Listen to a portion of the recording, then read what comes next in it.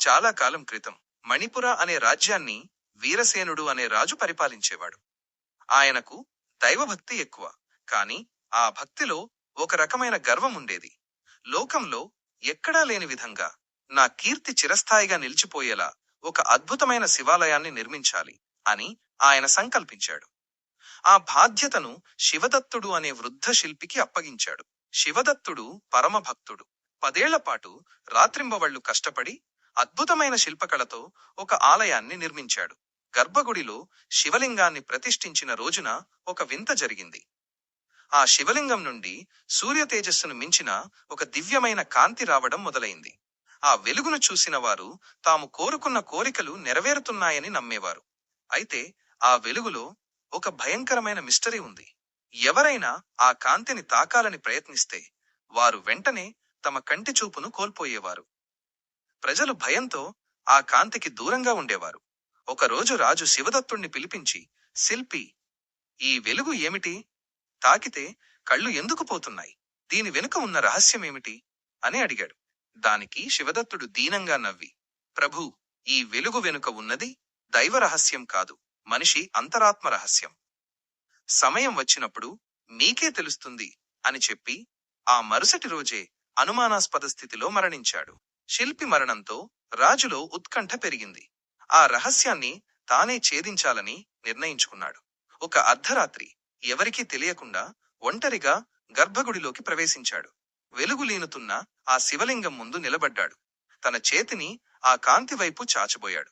సరిగ్గా అప్పుడు ఒక అశరీరవాణి, ఆకాశవాణి ఇలా వినిపించింది. ఆగు రాజా, ఆ కాంతిని తాకకు. అది భక్తి నుంచి పుట్టిన వెలుగు కాదు, నీ అహంకారం నుంచి పుట్టిన మాయ. రాజు నిశ్చేష్టుడయ్యాడు. ఆ గొంతు మరెవరిదో కాదు, మరణించిన శిల్పి శివదత్తుడిదే. అది ఒక దివ్య సందేశంలా వినిపించింది. రాజా, నీవు ఈ ఆలయాన్ని దేవుడి మీద ప్రేమతో కట్టలేదు, నీ పేరు మారుమోగాలనే అహంకారంతో కట్టావు. నేను ఈ లింగంలో ఒక అరుదైన సూర్యకాంత మణిని అమర్చాను. అది కేవలం బయటి ఆడంబరాలకు ప్రతీక. ఎవరైతే భక్తిని వదిలి కేవలం ఆ వెలుగు, ఆడంబరం వెనుకపడతారో వారు జ్ఞానమనే కంటి చూపును కోల్పోతారని చెప్పడమే నా ఉద్దేశం. బాహ్య సౌందర్యానికి లోనయ్యేవాడు దైవత్వాన్ని చూడలేడు.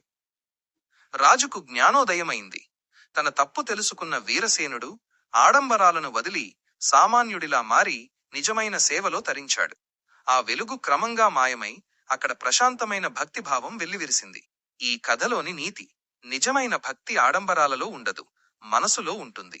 అహంకారంతో చేసే ఏ పనైనా వెలుగులా కనిపించినా అది చివరికి చీకటినే మిగిలిస్తుంది. కథ: ఖాళీ పళ్ళెం రహస్యం. ఒకప్పుడు ఒక గ్రామంలో రాజశేఖర్ అనే పెద్ద ధనవంతుడు ఉండేవాడు. అతను చాలా గొప్పవాడని ఊరి జనం అనుకోవాలని ప్రతి ఏటా ఒక భారీ విందు ఏర్పాటు చేసేవాడు. 100 రకాల పిండి వంటలు, ఊరంతా పిలుపులు. ఆ రోజంతా ఊరంతా అక్కడే ఉండేది. కాని ఆ విందులో ఒక విచిత్రం ఉండేది. రాజశేఖర్ భోజనం చేసేటప్పుడు తన పక్కన ఒక బంగారు పళ్ళెంలో అన్ని రకాల వంటకాలు వడ్డించి ఖాళీగా ఉంచేవాడు.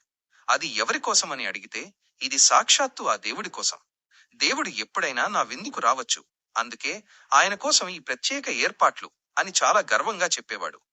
ఒక ఏడాది విందు జరుగుతుండగా ఎండలో మాడిపోయి చిరిగిన బట్టలు వేసుకున్న ఒక వృద్ధుడు ఆ విందు జరుగుతున్న చోటికి వచ్చాడు. అతను చాలా రోజులుగా ఆకలితో ఉన్నట్లు కనిపిస్తున్నాడు. కళ్ళు తిరిగిపోతుంటే కనీసం నిలబడలేక రాజశేఖర్ పక్కనున్న ఆ బంగారు పళ్ళెంలోని ఆహారాన్ని చూసి ఆకలి తట్టుకోలేక ఒక ముద్ద తీసుకోబోయాడు.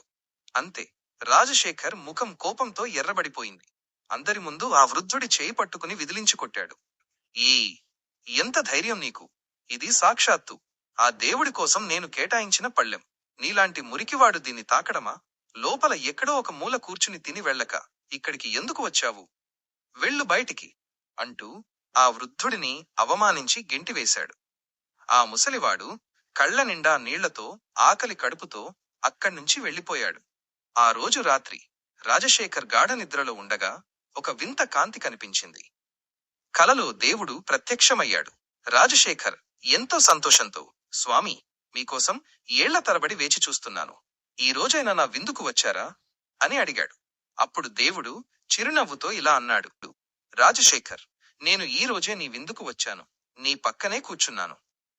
కాని నువ్వే నన్ను గుర్తించకుండా మెడపట్టి బయటకు గెంటివేశావు. రాజశేఖర్ ఆశ్చర్యపోయి, ప్రభూ, మీరు ఎప్పుడు వచ్చారు? నేను చూడలేదే అన్నాడు. దేవుడు, ఆకలితో నీ పళ్ళెంలో చేయి వేసిన ఆ ముసలివాడి రూపంలో నేనే వచ్చాను. నీకు భక్తి కంటే అహంకారం ఎక్కువైంది.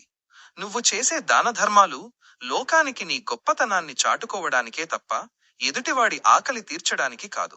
ఆకలితో ఉన్నవాడికి పెట్టే అన్నమే నాకు చేరుతుంది, ఖాళీ పళ్ళెంలో పెట్టే వంటకాలు కాదు.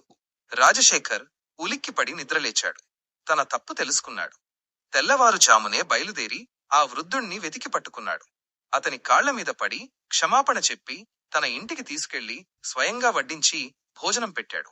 ఆ రోజు రాజశేఖర్ ముఖంలో కనిపించిన తృప్తి వేల మందికి విందు పెట్టినప్పుడు కూడా కలగలేదు. నీతి: మానవ సేవయే మాధవ సేవ. ఆకలితో ఉన్నవారికి సహాయం చేయడంలోనే దేవుడున్నాడు. ఇలాంటి మరిన్ని వీడియోల కోసం ఇప్పుడే మా ఛానల్ని సబ్స్క్రైబ్ చేసుకోండి.